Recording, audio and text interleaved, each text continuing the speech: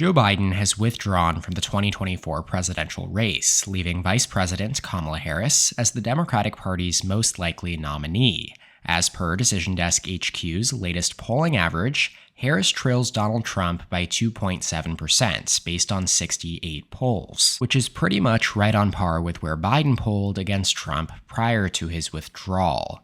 Yet, of course, the presidency is not decided via the national popular votes, but rather the all-important race to 270 electoral votes. Let's fill out a 2024 election map now, based on the latest polls, starting out by marking down all of the safe states for the two candidates. For Trump and the Republican Party, we have Alaska, Utah, Idaho, Montana, Wyoming, North and South Dakota, Nebraska at large, as well as the 1st and 3rd congressional districts, Kansas, Oklahoma, Iowa, Missouri, Indiana, Ohio, West Virginia and Kentucky, Tennessee, South Carolina, Alabama, Mississippi, Arkansas, and Louisiana.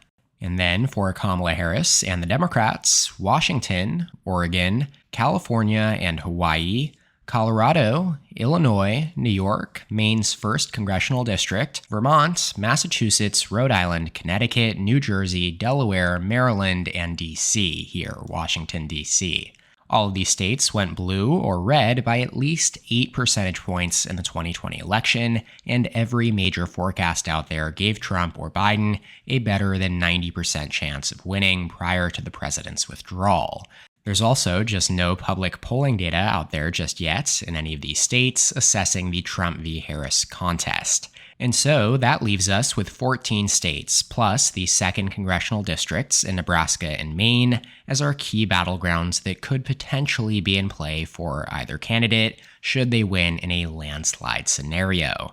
Starting out west and working our way east, the latest poll in Nevada via Insider Advantage has Trump leading Harris by a whopping 10 points, 50% to 40% among 800 likely voters sampled between July 5th and July 6th. Nevada will go down as safe for Trump here on our map as a result.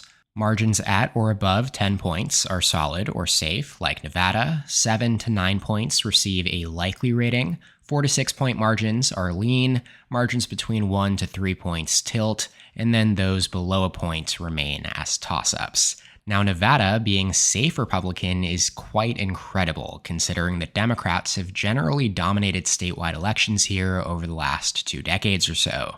Biden carried the state by 2.4% in 2020, an identical margin to Clinton in 2016, though it has shown signs of trending towards Republicans in recent years, and Trump certainly entered this cycle in a better position to flip it than any Republican in recent history.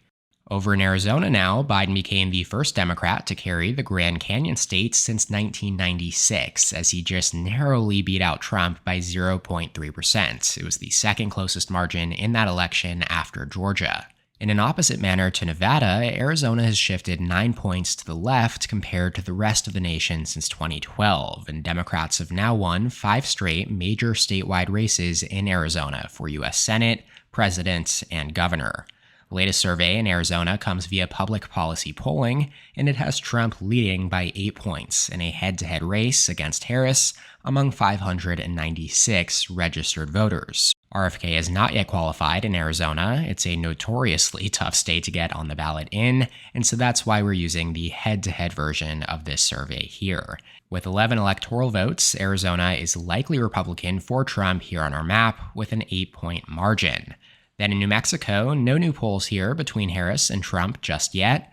Biden did win New Mexico by 11 points in 2020 and was polling ahead of Trump by around 6 to 10 points per Real Clear polling. We're going to place New Mexico down as likely Democrat. It hasn't gone red since 2004. Finishing up the Southeast now, Texas has been an emerging battleground over the last 2 decades, yet Democrats enter this cycle with far less optimism than in years past.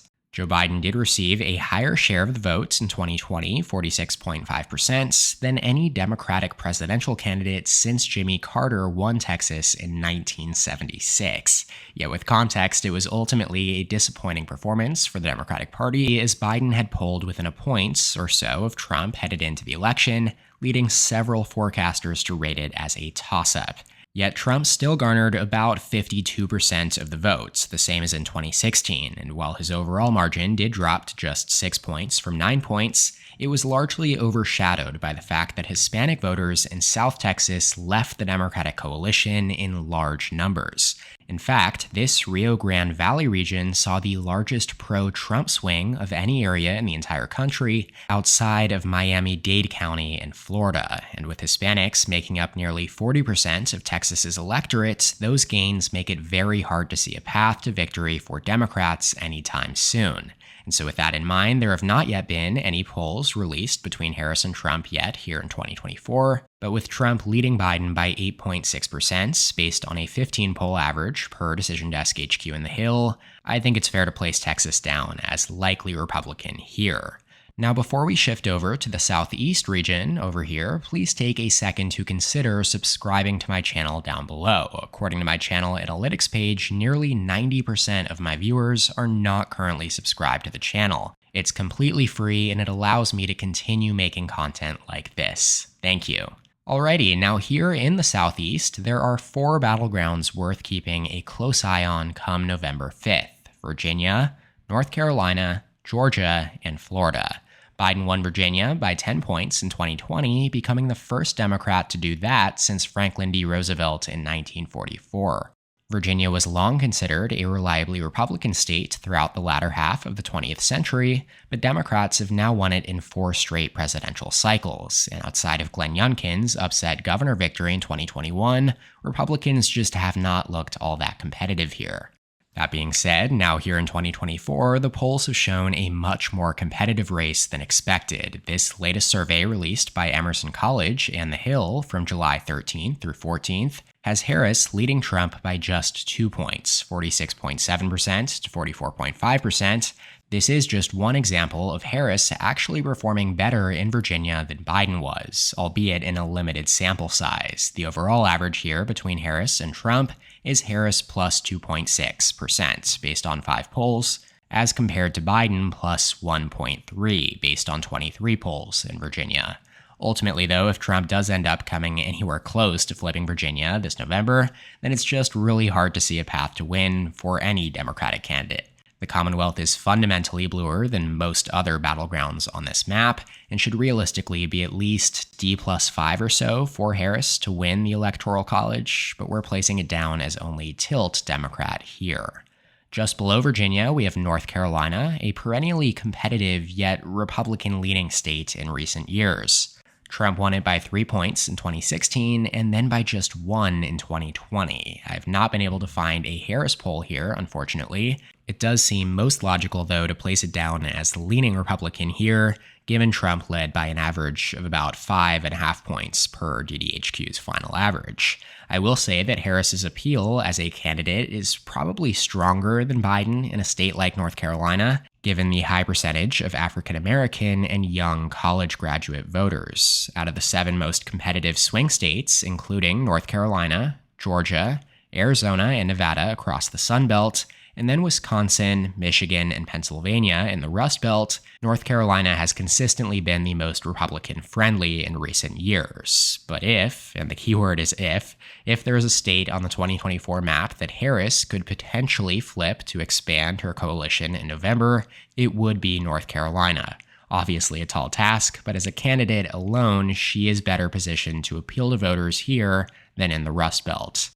Let's go down to Georgia now. The University of Georgia's latest poll, surveying 1,000 likely voters, has Trump leading by 5 points here between July 8th and 17th. Trump 50.5%, Harris 45.9%. Biden did carry Georgia in 2020 by only 0.2%, the narrowest margin in any state. Again, the fundamentals do tend to lean to the right here for sure, but if Harris is going to outperform Biden anywhere in the country, it's going to be in a state like Georgia with a high percentage of African American and young Democratic voters that simply just were not energized by Biden's candidacy. Georgia also leans Republican here. Finishing up the Southeast region, here we have Florida, an electoral giant with 30 electoral votes. Florida was one of just 5 states in 2020 where Trump improved on his 2016 margin, as he carried it by 3.4%, and it's only shifted further to the right since then as well. The latest survey conducted by Insider Advantage with Fox News between July 15th and 16th has Trump up 10 points among 800 likely voters, 49% to 39%. The Harris campaign is certainly not expecting to be competitive in Florida, just as Biden wasn't, and this 10-point margin tracks with most of the other ratings that we have had so far. Florida is safe Republican. Now that lifts the former president up to 267 electoral votes, 3 shy of the magic number needed to win the presidency, 270. And we still have quite a few more states to go here across the upper Rust Belt and in the Northeast. Starting in Maine, a Biden plus 9 state in 2020, it has not voted for a Republican since 1988. We don't have a Trump-Harris poll here yet, so we will mark it down as leaning blue based on those fundamental factors, and the fact that Biden led Trump by almost 6 points per race to the White House's average of that head-to-head matchup. And then just over in New Hampshire, Biden plus 7 in 2020, it does tend to be the most competitive state here in New England and the broader Northeast region, excluding Pennsylvania, of course, though it has voted blue in 7 of the last 8 cycles. Donald Trump did come less than half a point shy of Hillary Clinton in the 2016 race here, before it then reverted back hard toward Biden in 2020. One of the newer surveys here in this video comes from Praconis Analytica. I'm definitely not pronouncing that correctly. It's Trump plus 1 over Harris, 40.2% to 39.3%, with independent Robert F. Kennedy Jr., who has qualified here in New Hampshire, garnering 20.5% of the vote here among 601 registered voters surveyed between July 19th and 21st.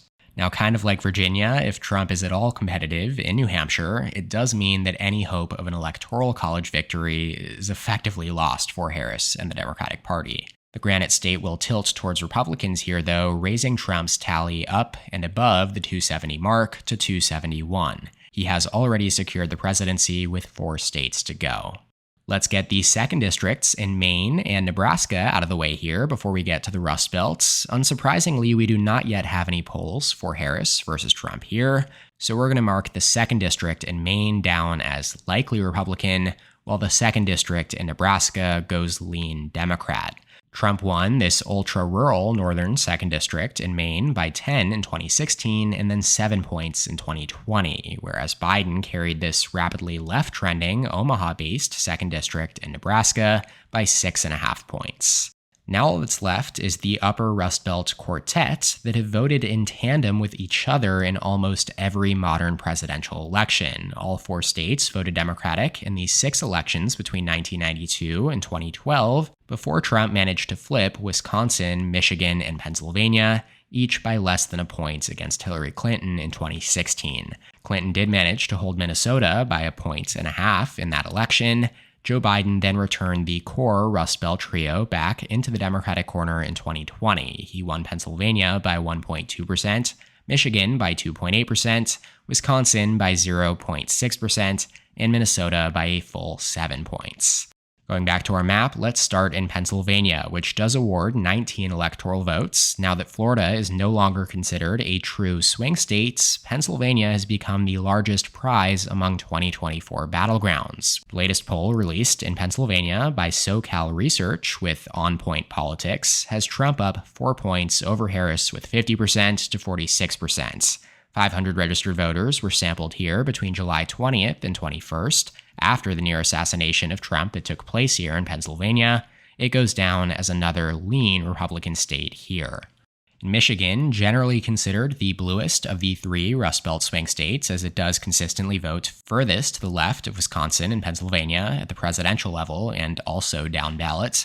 Latest surveys from Public Policy Polling, and it has Trump leading Harris by 2 points, 48% to 46%, among 568 registered voters. You could make a strong case that Michigan is a must-win for the vice president's potential campaign. I'd say it's more likely than not that each of the other key swing states will vote to the right of it, so should Michigan go to Trump, the others will likely do so as well. Penultimately now, in Wisconsin, the only state to be decided by less than 1% in both of the last 2 cycles. The latest survey by Civics and Rust Belt Rising here shows Trump and Harris in a dead heat tie with 48% each among 514 registered voters contacted between July 13th and 16th. Joe Biden had been consistently polling the best in Wisconsin out of the key swing states this cycle, and so it seems that at least for now, Harris is carrying on with that trend for the Democratic Party. It's also worth noting, though, that Trump outperformed the polls in both 2016 and 2020 by a greater margin in Wisconsin than anywhere else. It goes down as a pure toss-up for now, though, on our electoral map. Alrighty, let's finish things up now in Minnesota. No new polls here between Harris and Trump just yet. Minnesota is another must-win for Democrats after Biden won it by 7 points in 2020. It actually holds the longest active blue streak in the entire country, as it has not backed a Republican for president since 1972. It's more often than not, though, quite competitive, and Biden only led Trump by 1.5 points per DDHQ in the Hills, final pre-dropout average, which is the same margin that Hillary Clinton carried Minnesota with in 2016 as well. We're going to place it down as leaning towards Democrats here for Harris. So, based on the most recent polls between the now almost certain Democratic nominee, Vice President Kamala Harris, and the official Republican nominee, former President Donald Trump, across every single competitive state, Trump leads with 306 electoral votes to Harris's 222. Now, this is eerily similar to the 2016 Electoral College map, when Trump defeated Hillary Clinton with 306 electoral votes over Clinton's 232. Actually, if Harris were to carry Wisconsin here on this map, we would get the exact same electoral vote distribution as that election. Fascinating. That is all for today's video, though. Make sure to subscribe to my channel down below so you don't miss future editions of presidential election analyses. You can also feel free to let me know in the comments what you think of this map and these electoral race ratings. Shout out to my channel members on screen here. Thank you so much for your support. If you would like to become a member, go ahead and click the join button below this video to receive exclusive perks. Please leave a like on the video if you enjoyed it. You can check out more content from my channel here. And as always, thank you so much for watching. I'll see you next time. EP out.